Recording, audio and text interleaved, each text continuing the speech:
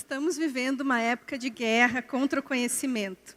Séculos de pesquisas científicas, de descobertas, a terra plana, um ataque às universidades.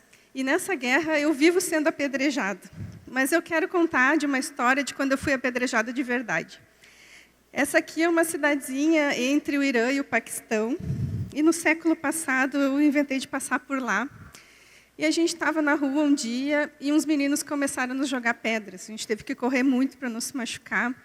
E naquele pânico de por que eles estão jogando pedra em nós, a gente descobriu que era porque a gente era muito diferente. Então, o que é diferente gera medo. E o medo leva à agressão. Nós éramos umas meninas coloridas, a gente não tinha burca, não tinha roupa preta. Então, a gente botou todas as roupas que a gente tinha. E a gente só poderia parecer uns extraterrestres para eles. Então, eu posso dizer, literalmente, que ignorância mata. E quando eu estou dizendo que ignorância mata, eu não digo que eles são os ignorantes e a gente era civilizados. Eu quero dizer que ambos os lados ignoravam um ao outro. Não só para eles era completamente impensável o que nós éramos, para nós também era completamente impensável o que eles eram. A gente também não sabia que mulher não podia andar sozinha na rua naquele país. Então, para combater isso, existe um empreendimento, um grande conglomerado, que justamente se propõe a fazer essas pontes entre as pessoas, a cooperação entre as pessoas e a diminuir a ignorância do mundo, para que a gente possa incluir cada vez mais gente no nosso círculo de empatia. E a boa notícia é que esse grande conglomerado, que dá muito certo, que está presente em todo o Brasil, é propriedade de vocês. Vocês são os donos. Vocês são os donos de uma universidade.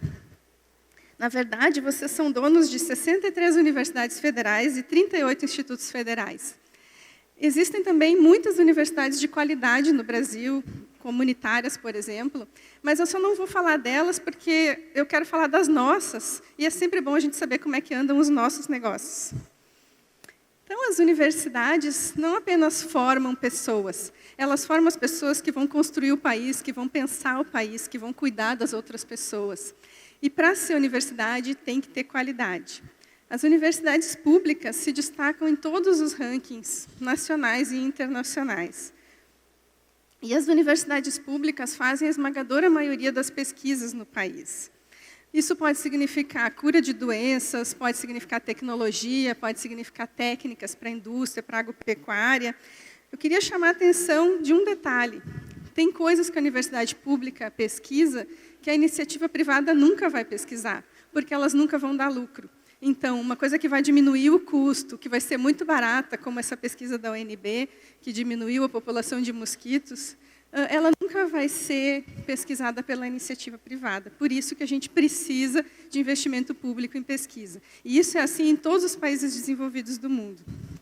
As nossas pesquisas são tão chiques que aparecem até em seriado americano de medicina. As universidades têm laboratórios que são navios. As universidades têm laboratórios que são fazendas. Aqui, os agricultores aproveitam os resultados de pesquisa muito séria feita em agricultura para desenvolver novas técnicas para produzir alimentos mais saudáveis. E essa pesquisa, por exemplo, rende muito. Para cada real investido em pesquisa, nesse caso específico, isso rende muitos reais. Uma pesquisa também que é feita em universidade pública, pode significar uma economia de milhões para o país. Um tratamento mais barato, uma técnica mais barata, não só poupa milhões de reais, mas poupa milhares de vidas, o que é muito mais importante.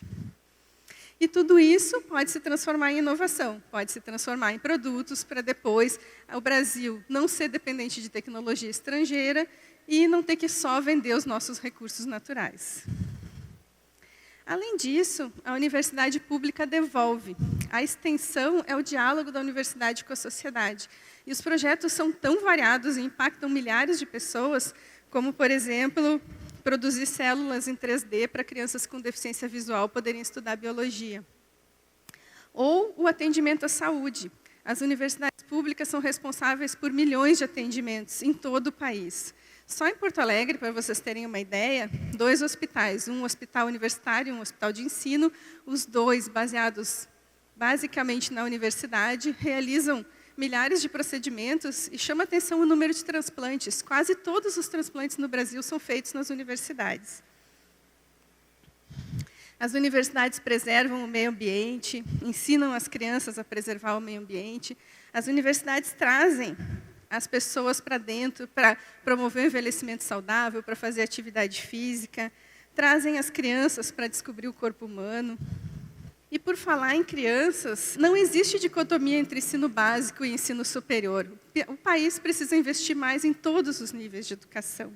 E eu queria contar a história de uma professora maravilhosa do ensino básico, professora Camille Pegoraro, que teve a incrível ideia de ensinar filosofia para as crianças. E ela fez uma campanha para arrecadar livros e foi assim que a gente se conheceu. Essas crianças são capazes de insights incríveis.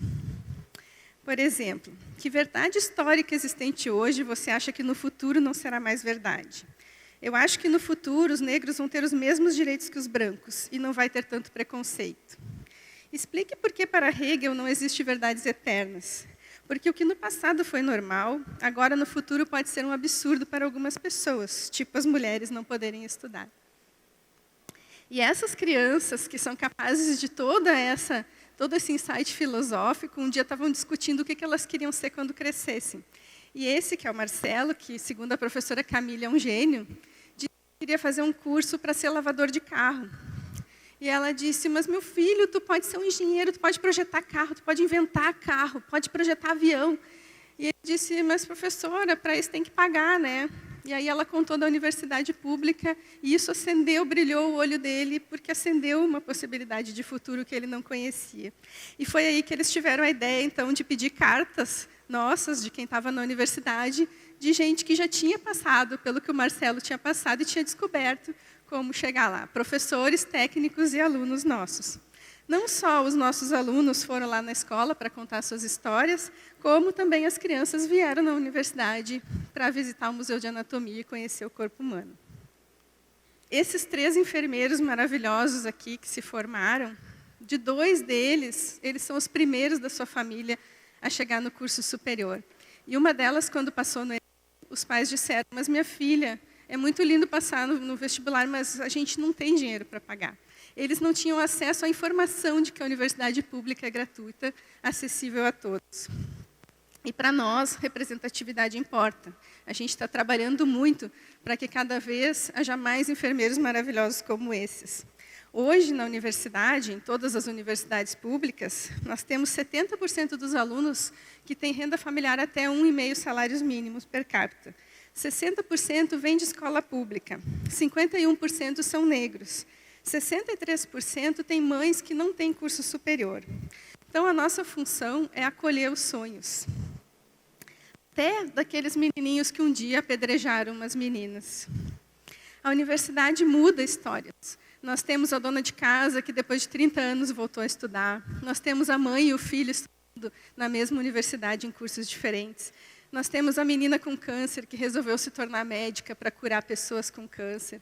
Então, nós temos muitas histórias, nós temos pessoas que se encontraram, que acolheram as diferenças, que abriram sonhos. E a universidade não muda só a história de quem estuda ou trabalha nela. Todo mundo que vive em torno da universidade, principalmente nas cidades menores, se beneficia pelo desenvolvimento econômico que a universidade traz. E quanto custa tudo isso? Custa bem menos do que vocês pensam. Esse aqui é o cálculo do TCU, de custo de um estudante por mês, na média de todas as universidades federais. Se a gente pegar o cálculo do MEC, é bem mais do que isso, mas o MEC considera também os aposentados, o que não é considerado em nenhum outro lugar do mundo, em nenhuma outra universidade do mundo. Mesmo assim, isso fica bem abaixo da média dos países da OCDE. E também, surpresa, não é muito diferente do valor de um aluno na creche, um dispêndio público por aluno na creche em um município gaúcho. Para vocês terem uma ideia da proporção, a gente tem uma receita de 3,5 trilhões por ano, dos quais 1,7 são para pagamento da dívida. 50 bilhões é o orçamento de todas as universidades, contando inclusive o pagamento dos aposentados. E o orçamento que realmente chega na universidade para ser administrado é 7,2 bilhões. É esse orçamento que está sendo diminuído. E, para comparar, o Brasil vai deixar de arrecadar esse ano 376 bilhões em isenção fiscal. Muitas dessas coisas são projetos interessantes, mas a grande maioria são coisas que não são nem fiscalizadas e são dívidas de empresas. Então, para a gente ter um pouco de proporção. Bom, mas agora, esqueçam tudo que eu falei sobre custo e sobre rendimento da universidade. Vocês já estão convencidos de que o empreendimento de vocês rende muito, certo? Quando um país está numa crise, onde é que a gente vai escolher investir? Onde rende mais. Mas eu quero contar uma história do professor italiano Nuccio Ordine. Ele diz que se 2 pessoas vão para a universidade, cada um com uma maçã, quando eles de maçã, cada um vai sair da universidade, cada um com uma maçã. Agora, se cada um for para a universidade com uma ideia, quando eles trocarem de ideia, cada um vai sair com 2 ideias. Então, conhecimento é uma coisa que só aumenta quando a gente compartilha. Por isso que o conhecimento não pode seguir a lógica do mercado. A gente não pode escolher abrir um curso ou fechar um curso por causa da lógica do mercado. A gente não pode analisar a universidade com essa lógica. Porque tem coisas que são intangíveis, que a gente não pode medir. A mudança de vida, o quanto a gente pode mudar esses sonhos que eu falei.